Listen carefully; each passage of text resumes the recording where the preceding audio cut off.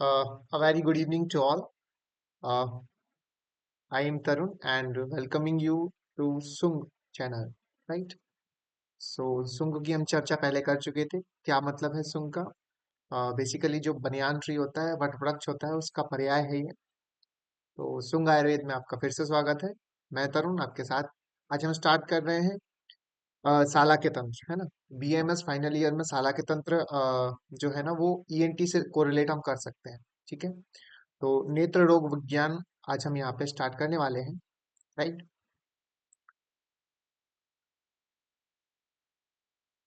Okay. सो देखिएगा, यहाँ पर हमने सबसे पहले चर्चा ये करनी है कि हमारे सिलेबस में क्या इंक्लूडेड है। ओके।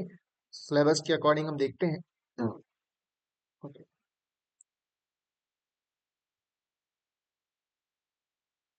राइट। सो यहाँ पे देखेंगे आप, अ, सबसे पहले हम इसमें से साला के तंत्र, निरुक्ति, परिचय, इतिहास, ये सारी चीजें अभी हम थोड़ा सा डिले कर देते हैं। यहाँ पर हम इस वीडियो में देखते हैं eye examination and knowledge of basic instruments or the equipments required for examination of eye। ठीक है ना।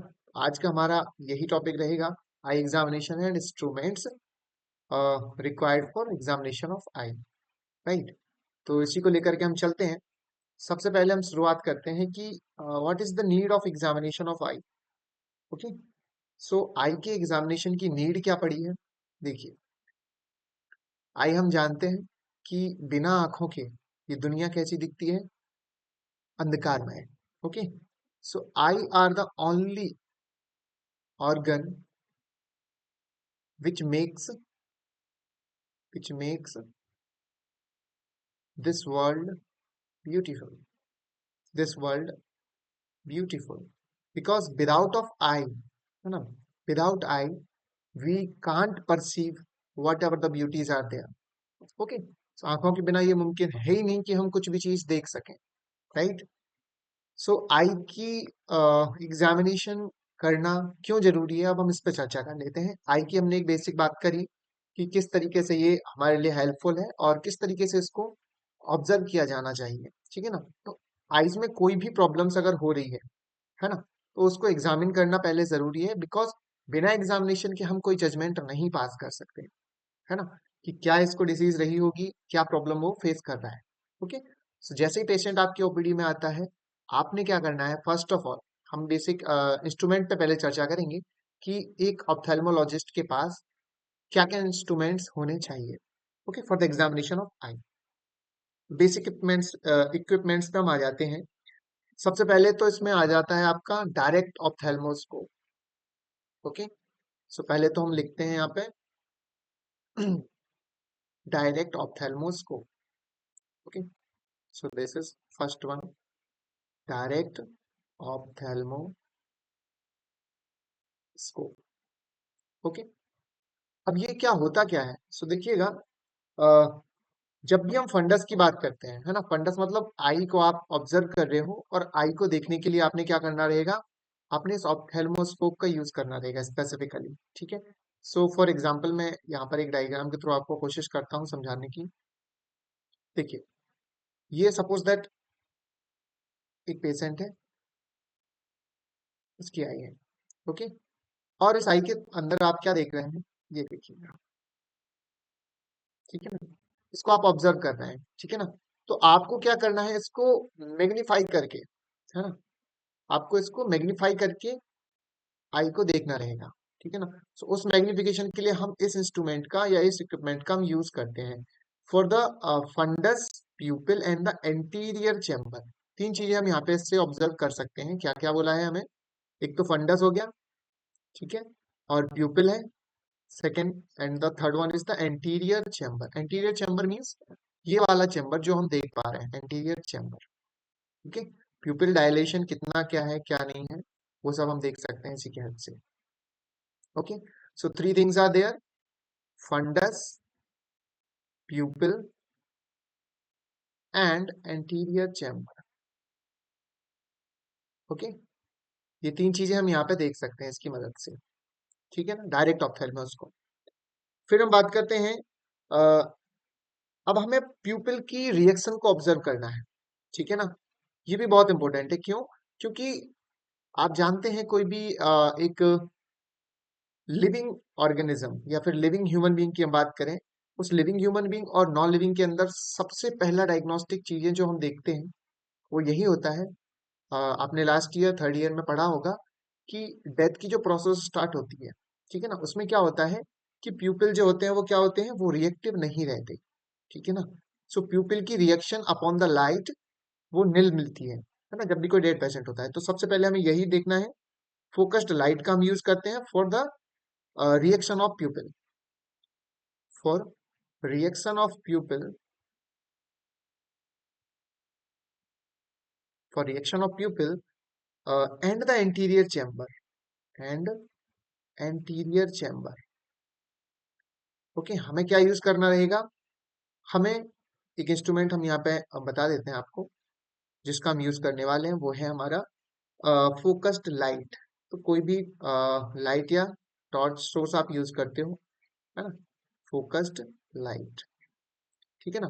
इसका क्या काम रहता है वो मैंने आपको बताया, प्यूपिल की रिएक्शन को देखने के लिए एंड एंटीरियर चैम्बर को ऑब्जर्व करने के लिए कि क्या कोई ब्लड वेसल्स वगैरह में कोई रप्चरमेंट ऐसा कुछ तो नहीं है, या फिर कोई दूसरा इन्वेजन तो नहीं हुआ कोई फॉरेन पार्टिकल का, ठीक है ना। तो उसके लिए फोकस्ड लाइट का हम यूज करते हैं। आगे हम बढ़ेंगे, एस्फेरिक लेंस भी होता है, ठीक है। Aspheric lens in the sense, ये आपने देख रखा है यहाँ पे, ठीक है, ये देखिए, ये आपको यहाँ पे एस्फेरिक लेंस बताया हुआ है, ठीक है ना। इसकी हेल्प से अपन क्या देखते हैं, तो बेसिकली ये जो एस्फेरिक लेंस यहाँ पर दिया गया है ना, इसका क्या यूज है वो मैं आपको बताता हूँ। आप देखिएगा, जब भी जब भी कभी आपने ना पेशेंट को ऑब्जर्व करना है और उसके एंटीरियर चैम्बर को और अच्छे से ऑब्जर्व करना है, ठीक है ना। सो उस एंटीरियर चैम्बर को ऑब्जर्व करने के लिए, एंटीरियर चैम्बर, एंटीरियर चैम्बर को ऑब्जर्व करने के लिए अपन इसका यूज करेंगे एस्फेरिक लेंस का, ठीक है। सो ये हमारा थर्ड हो गया यहाँ पे, दैट इज एस्फेरिक लेंस, ठीक है ना, ये एस्फेरिक लेंस हो गया। इसके बाद अपन देखते हैं, वन सेकेंड, एस्फेरिक लेंस, ठीक है। एंटीरियर चैम्बर को आपने ऑब्जर्व करना with the help of this aspheric lens, और ये हमारी जो है फोकस्ड लाइट यहाँ पर दी गई है ना। सो ये ophthalmoscope, this is aspheric lens and this is focused light. Now इसके अलावा अभी हम बात करते हैं in routine checkup of patients, हम किसका यूज करते हैं, हम एक चार्ट का यूज करते हैं उसकी विजुअल एक्यूटी चेक करने के लिए, ठीक है ना। तो जब कभी भी पेशेंट हमारी ओपीडी में एंटर करता है, हमें ये सारे इंस्ट्रूमेंट इक्विपमेंट्स होने चाहिए, राइट। तो देखेंगे, ये जो है इसको अपन 4 नंबर दे देते हैं, this is basically I chart, ठीक है। अब इस आई चार्ट की हेल्प से होता क्या है, तो देखेंगे, इसको अपन स्नेलन्स चार्ट भी बोलते हैं। इसके लिए कुछ रिक्वायरमेंट क्राइटेरिया हमें बताए गए हैं विजुअल टेस्ट एक्विटी को टेस्ट करने के लिए, ठीक है ना। For testing visual acuity it should be present at a distance of 5 metre, ठीक है ना। सो एटलीस्ट 5 मीटर या 20 फीट इसको हमें लगाना पड़ेगा, 20 फीट और 20 फीट और 5 मीटर की डिस्टेंस पर इसको आपको लगाना है, 5 मीटर डिस्टेंस, ठीक है ना। ये चार्ट यहाँ पे लगा रहेगा, और फॉर एग्जाम्पल सपोज ये चार्ट लगा हुआ है यहाँ पे, और पेशेंट जो है उसको आपको यहाँ पे खड़ा करना रहेगा, ठीक है। यहाँ से पेशेंट जो है अपनी आंखों से देखेगा, है ना, पेशेंट जो है यहाँ से अपनी आंखों से देखेगा। तो ये जो टोटल डिस्टेंस है इसको बताया हुआ है 20 फीट या 5 मीटर, ओके। ये है स्नेलन्स चार्ट, जो है क्यों, क्योंकि साइंटिस्ट के नाम पर इसको नेम किया गया है स्नेलन्स चार्ट, ठीक है ना। देखेंगे आप, इसमें लेटर चार्ट भी होता है, अरेबिक नंबर होते हैं, ठीक है ना। ई गेम होता है जो आप देख पा रहे हो यहाँ पे, ई गेम है। इसके अलावा लैंडोल्स ब्रोकन रिंग्स, लैंडोल्स ब्रोकन रिंग्स ये वाला भी रहता है। ये स्नेलन्स हो गया पहला वाला। फिर इसको बाद अरेबिक नंबर्स हमने इसको बोल दिया, इसको बोल दिया हमने ई गेम, ठीक है, थर्ड वाले को।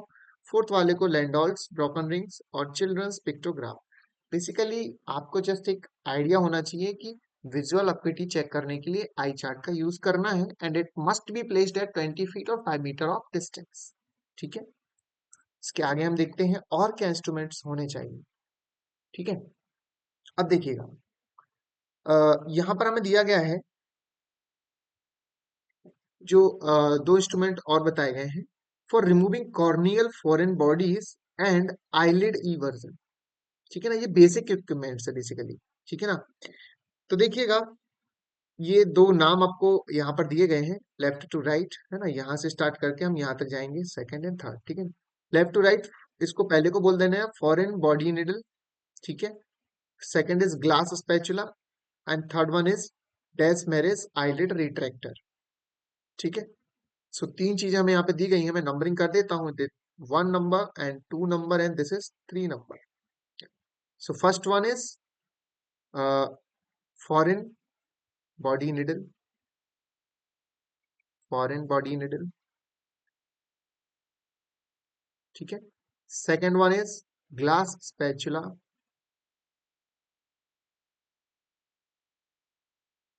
Right, and the third one is डेस्मेरिस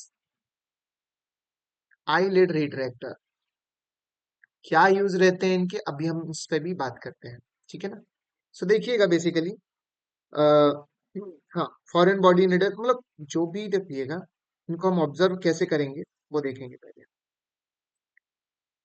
देखो, सबसे पहली चीज हम बात करेंगे कि अगर सपोज दैट कॉर्निया, है ना, कॉर्निया के लेवल पर अगर कोई भी इन्वेजन हुआ है या कुछ भी फॉरेन बॉडी गई हुई है, ठीक है ना, तो उस टाइम पर हम क्या फॉरेन बॉडी निडल का यूज करते हुए उसको बाहर निकाल लेंगे। ठीक है, और ग्लास स्पैचुला की हेल्प से भी हम थोड़ा सा उसको रब आउट करके निकाल सकते हैं। ठीक है ना, क्योंकि स्पैचुला में दो एंड आप देख रहे हो, है ना, उन दोनों एंड्स में से जो लोअर वाला एंड है ना, इसका यूज करके हम उसको आसानी से निकाल सकते हैं। ठीक है, फिर हम बात करते हैं डेस्मेयर्स आइलिड रिट्रैक्टर। तो इसका क्या काम होता है, इसका काम होता है जब भी हमें ईवर्जन करना होता है आइलिड का, ईवर्जन ऑफ आइलिड। ठीक है ना, तो आईलिड जो रहती है ना, उसको आप इवर्ट कर देते हैं, उल्टा कर देते हैं घुमा के, क्योंकि अंदर कुछ देखना रहता है आपको। फॉर एन एग्जाम्पल आपको मैं समझाऊं, आपने शायद, चलिए कोई इशू नहीं, हम बता देते हैं पहले उसको। आप पढ़ेंगे चलेजियन, चलेजियन। ठीक है, चलेजियन क्या होता है, तो बेसिकली ये एक आउटग्रोथ टाइप की है। ठीक है ना, इसमें क्या होता है कि सिस्ट टाइप का फॉर्मेशन होता है, सिस्ट फॉर्मेशन होता है। ठीक है, और ये जो सिस्ट फॉर्मेशन होता है, इसकी माउथ जो होता है वो कहाँ होता है, माउथ ये जो होता है वो कहाँ होता है, आईलिड के अंदर होता है, मतलब समझ रहे हो ना, आईलिड के पोस्टीरियर पार्ट पे। एंटीरियर पार्ट तो ऊपर दिख रहा है आपको, पोस्टीरियर पार्ट पे इसका माउथ होता है। Cyst formation mouth at posterior of eyelid.